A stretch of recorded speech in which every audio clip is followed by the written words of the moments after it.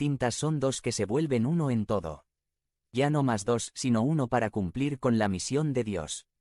Esto tiene implicaciones tremendas para tu vida como casado. En el matrimonio no caben ya los egoísmos, el pensar solo en ti, el hacer lo que tú quieres.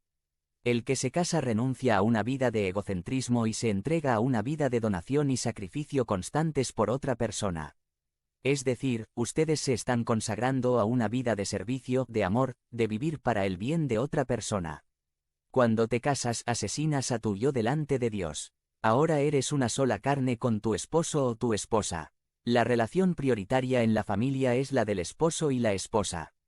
De ninguna otra relación se habla en esos términos. No somos una sola carne con nuestros padres, no lo somos tampoco con nuestros hijos o con algún otro familiar. Solo lo somos con nuestro esposo o nuestra esposa. Una vez escuché a un hombre decir a su esposa: primero tuve madre y luego esposa. Por supuesto, esa era una familia al revés, en la que el esposo estaba totalmente desubicado en cuanto al plan de Dios para su matrimonio.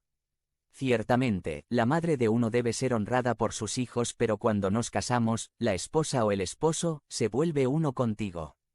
Y todas las demás relaciones humanas toman un lugar secundario, pues la prioridad es la relación con el esposo o la esposa. Esto quiere decir que, si es importante invertir tiempo en nuestras otras relaciones con los padres, con los hijos, con los hermanos, cuanto más debemos invertir en la relación con la única persona con quien Dios dice que soy una sola carne. Este es el plan original para que el matrimonio funcione para la gloria de Dios.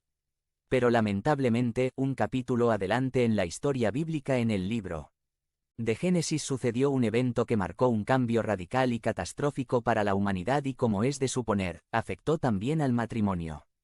La entrada del pecado a la humanidad afectó toda la vida del ser humano y la relación de una sola carne se vio, a partir de ese momento, amenazada y vulnerable. Ya no es fácil sostener al cónyuge como nuestra prioridad. Ya no fluye con naturalidad el amor, el servicio, el sacrificio mutuo, sino tendemos a ser egoístas y orgullosos el uno hacia el otro. Muchas personas que planean sus bodas con tanta ilusión, con el tiempo, acaban destruyendo con sus propias manos su matrimonio. El pecado vino a poner caos en la humanidad. Vino a poner a la familia al revés. En ese contexto es que Jesús cita de nuevo ese versículo de Génesis 2:24 allá en el Evangelio Mateo 19. 3-6. 3 Entonces, vinieron a él los fariseos tentándole y diciéndole: ¿es lícito al hombre repudiar a su mujer por cualquier causa? 4 Él, respondiendo, les dijo: ¿no habéis leído que el que los hizo al principio, varón y mujer los hizo? 5 Y dijo: por esto el hombre dejará padre y madre, y se unirá a su mujer, y los dos serán una sola carne. 6 Así que no son ya más dos, sino una sola carne, por tanto, lo que Dios juntó, no lo separe el hombre. Unos fariseos se acercaron a Jesús con una pregunta tramposa que le hicieron para hacerlo caer en sus palabras de alguna forma. La pregunta era: ¿me puedo divorciar por cualquier razón?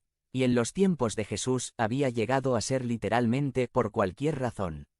Habían ciertas tradiciones rabínicas que decían que si no te agrada cómo cocina tu esposa, podías divorciarte, o si simplemente te dejaba de agradar, solo tenías que darle su carta de divorcio, y listo. La unidad del matrimonio había sido totalmente devaluada, al grado que por cualquier razón podías divorciarte. La respuesta de Jesús a esta pregunta tramposa fue llevarlos al origen de todo. Y es aquí donde nosotros también debemos ir, porque nuestra época no es muy diferente en cuanto a su perspectiva del matrimonio. Nuevamente, Jesús remarca que el programa original para el matrimonio no ha cambiado. Sin duda, se ha complicado con la entrada del pecado, pero no ha cambiado. Seguimos siendo desafiados a vivir como una sola carne.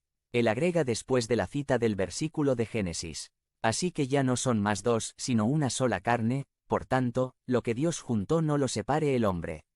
El matrimonio es una unión de tal naturaleza que el hombre, en realidad, no tiene derecho a deshacer. Esa prerrogativa solo le corresponde a Dios, quien es el creador del matrimonio.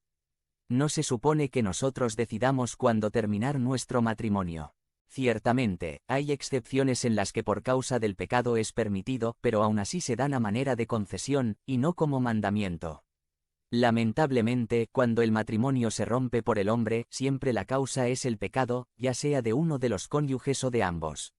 El divorcio nunca